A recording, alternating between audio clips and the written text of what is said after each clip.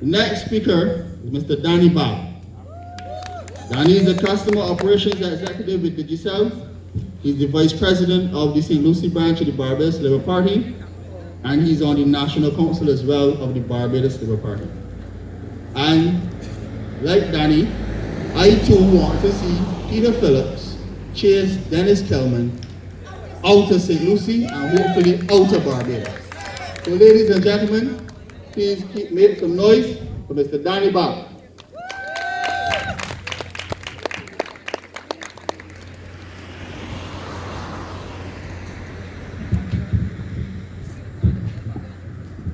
A pleasant good evening to the good people of Weston. I say a pleasant good evening to the people of Weston. And it is a pleasant evening because we have 7 more days. 7 more days before we see the backs of those demons. Those dear lying people. But I bring greetings from St. Lucie. And if you looked at the poster, I was not supposed to be here. In fact, Peter Phillips himself was supposed to be here. But because of national duty, he's in St. John speaking at this time. But we could not leave out St. James North. And we could not leave out Weston. So when he called me, I said I would gladly go because I spent a lot of time in Dublin Road. Yes, a lot of time in Dublin Road. If you doubt me, you can ask Betty Warren when she come down here. You could ask her.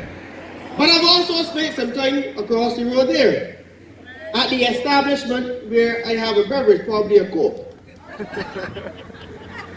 Of course, just a Coke.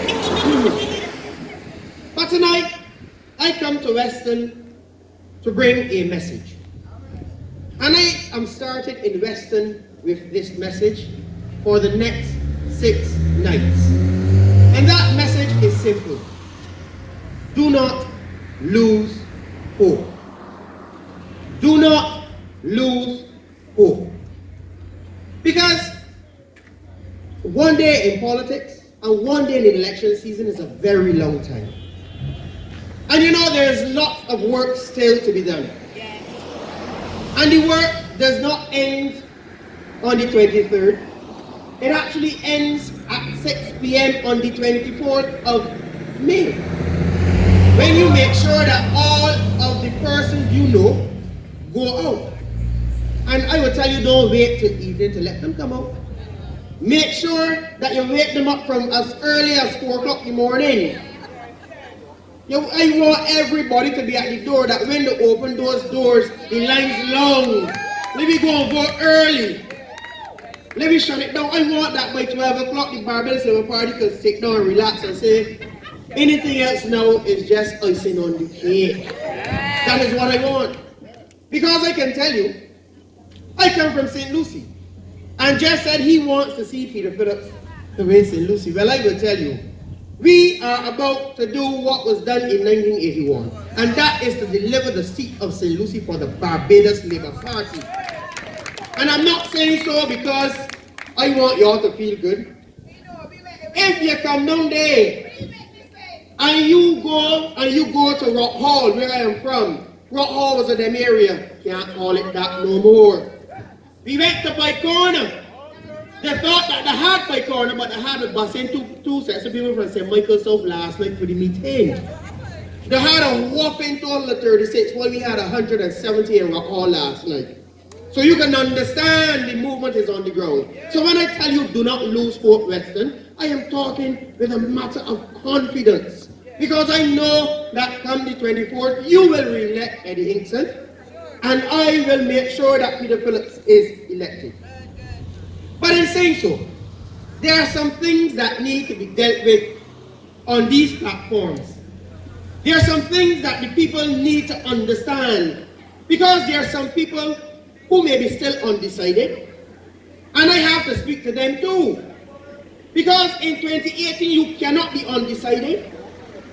Not in 2018, when my sister, who was born in December 1997, was hoping to be at university all now, but cannot be there.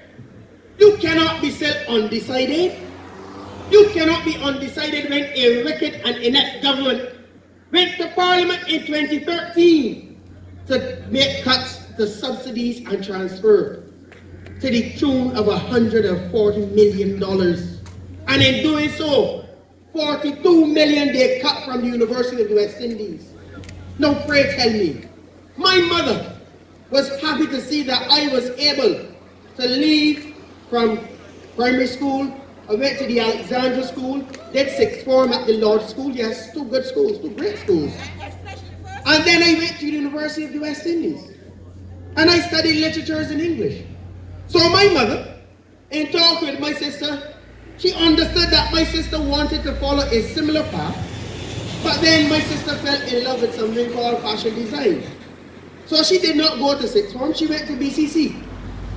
But upon leaving BCC, she wanted the opportunity to go to the University of the West Indies so that she could pursue a management degree with specialization in entrepreneurship because she wants to own her own business. But how can a 20-year-old in this Barbados in 2018 do that? When to go to the University of the West Indies, you have to pay with your arm, your leg, your eye, and your kidney. And if you got one, you know you're dead when you give it a second. And that is the reality. And people may say, man, you can get the money from somewhere where you can help. No, I got my own bills to pay. I can help to a certain extent.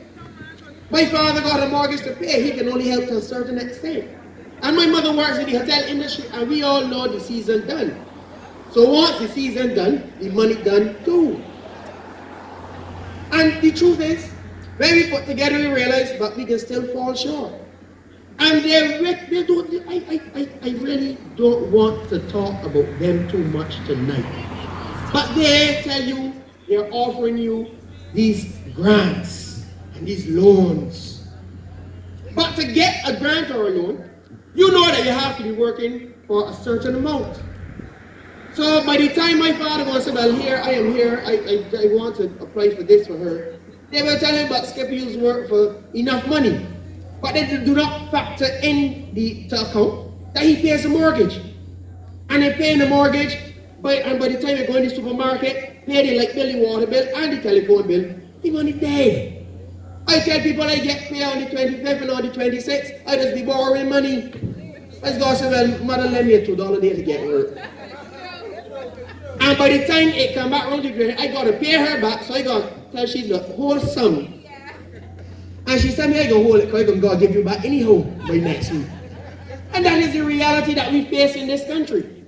And that is the reality that a lot of young people face because they cannot go to university because they don't have the money to do so. So that is why I tell you, do not lose hope. Because when in October last year, our political leader, Mia Amor-Motley, stood in Queen's Park and she said, under a new Barbados Labour Party government, university education will be free once again. I don't know how it made you feel, but I felt so good inside I almost teared up. Because I had a new hope, and that is why I tell you tonight, do not lose hope. But that is not all. Because there are two vulnerable sections in this society that we need to look after. And I spoke to the young people in terms of education. But I will also speak to the young people again in terms of youth development. Because everybody is not academically inclined. Not everybody wants to go to university. As I was saying on the platform for the last few nights, everybody does not know what is x plus y equals 0, therefore find x. And they don't know how to apply it either. People don't know that. But they may know carpentry. They may know how to fish. They may know how to be a mason. They may know how to use the computer, the cell phone, the technology to make a living for themselves. And this government has not put anything in place for them. Barbados in 2003 had the third highest internet penetration within the Western Hemisphere. Third highest. Only behind Canada and Bermuda. But where are we in 2018? When you go, yes, you can pay for a data plan, and I work for Digicel. But sometimes the data plan is a little bit too expensive. So you want little Wi-Fi, but everybody got their one shut down. But you know, if you leave Barbados and you go overseas, like I was in London in October last year, I didn't have to buy a SIM card because everywhere I went I had free Wi-Fi. And with the free Wi-Fi, I was able to keep in communication with everybody. And that is where the Barbados Labour Party is seeking to take Barbados. Because it's not just about us, you know. This is a tourist country. So when the tourists come here and they sit down with John Moore and they want to take a picture of the sunset, they may go wait till they get back to the hotel to post it for people to see. They can now do it in real time because the Barbados Labour Party is committed to providing free Wi-Fi access to its people. Universal Wi-Fi access to its people. And that will help some of our young people. Because I will tell you, I have a young man who does the posters for Peter Phillips in St. Lucie. One of the best wizards when it comes to computers that I've ever seen. I can give him a bad looking picture of me and he can make it look good. The only picture he has not been able to make it look good is that of the man who sits at the top of the country tonight. I would not call his name. I see the police cross the road, I want to get carried away. But the reality is, we need to create more spaces for young people like him. We need to ensure that young people like him have an opportunity to go to the wider world and say, look, hey, there was a time when you left Barbados, and I'm a scout leader. And when you left Barbados, and you go to any country in the world, and you said, I am from Barbados, the person will say, wow, pleasure to meet you, man. Yes. I heard Barbados is doing well. Yes. That is what they used to say. Yes. But I went to Trinidad last year. And when I get to Trinidad, the deputy mayor of Port of Spain, my good friend, Helen Morin, Helen say, oh God, Danny boy, what happened Barbados? And I said, well, Helen boy, I don't know. I really do not know. And Helen is a man that would tell you he loves Barbados. He loves to come to Barbados, but he cannot come when there is sewage on the south coast. But that's where he does stay.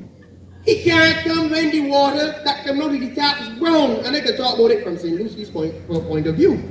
Because if I turn on my tap, I don't know if I get in Morby, white wine, or Coke in any particular day. And that is the reality. And that is how we live in Barbados today. But that is why I continue to give you the message, do not lose hope. Because we support a party that will face these issues and fix them. But I want to go further. Because I said to you, there are two vulnerable sectors in this society, the youth and the elderly. And I want to share a story with you. Because I have a grandmother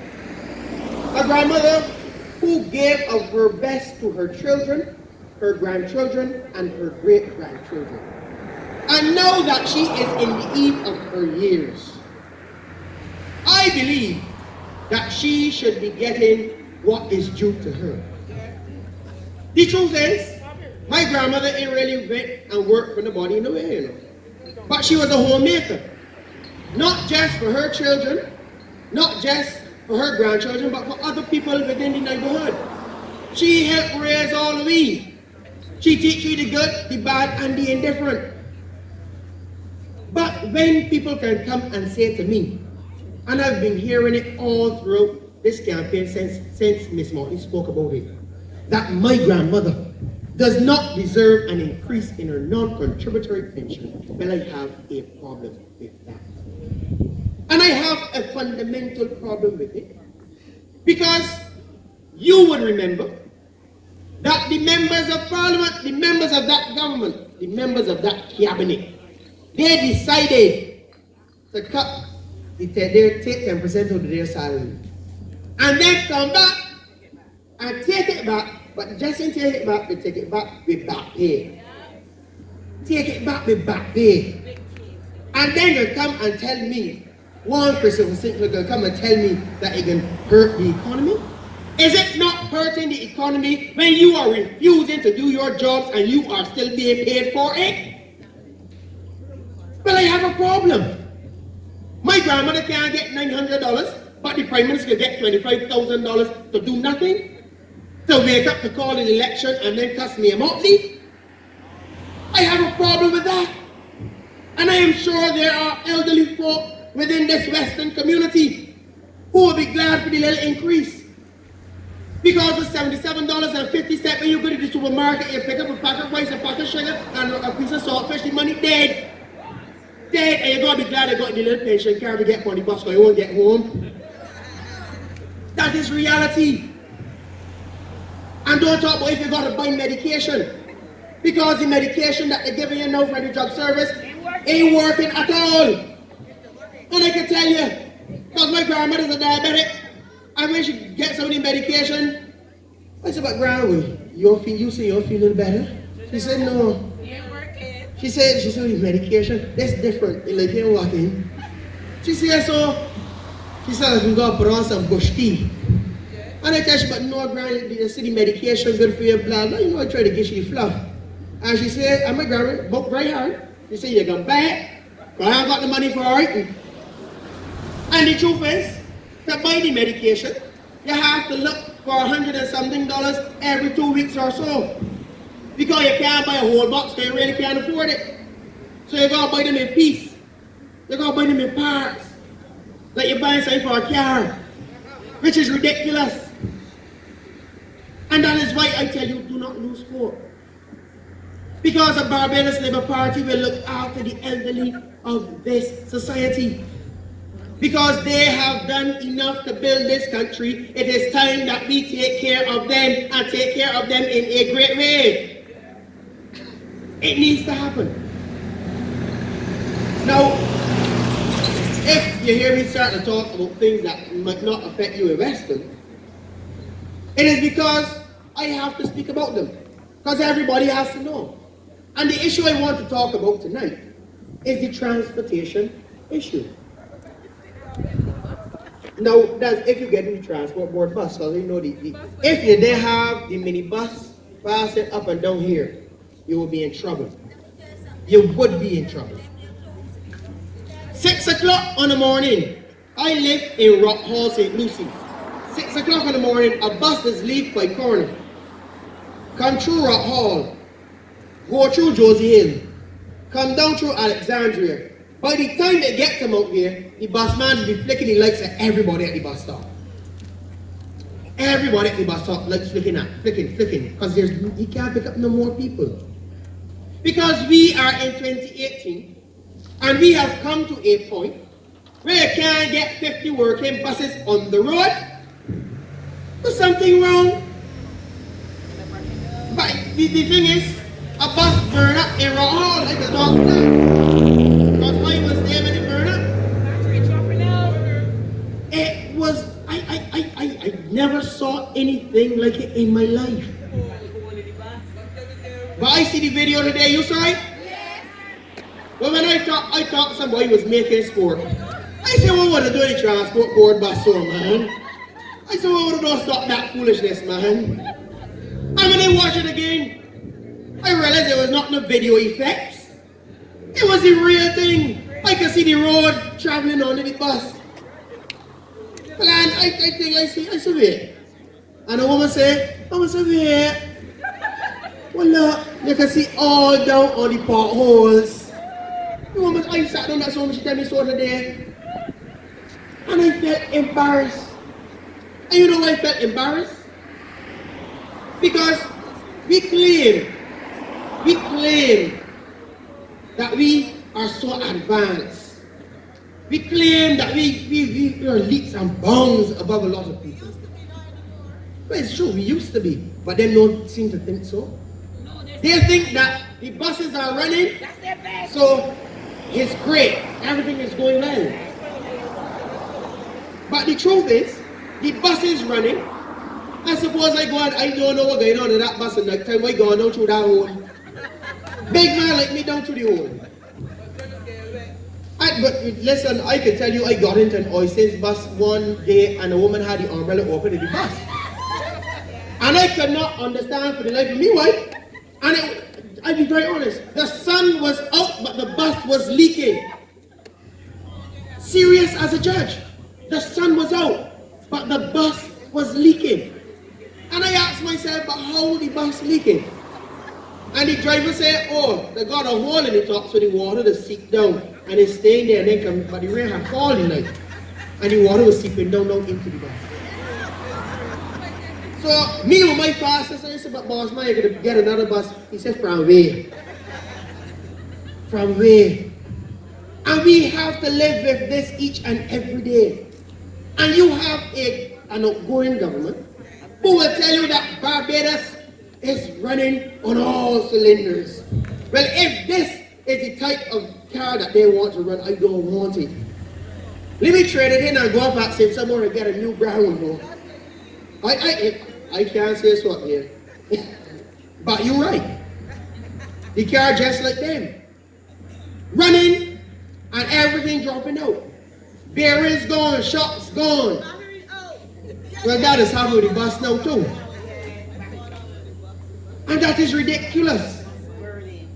And if we did not have the minibuses on the road to bring you from Bridgetown to Spikestown, and if I did not have ZR vans in St. Lucie to bring me from Spikestown to Rock Hall, I would be in trouble. But I tell you tonight, do not lose hope. Weston, I want you to say it with me. Do not lose hope. Because a day is coming soon. A day is coming soon and very soon. And that day is coming, and I tell you, I go to church. And I feel like preaching on that is going to be like an Easter morning. If that is going to be like an epiphany, it's going to be like an advent, it's going to be a new beginning. And we will return to the Barbados that we know.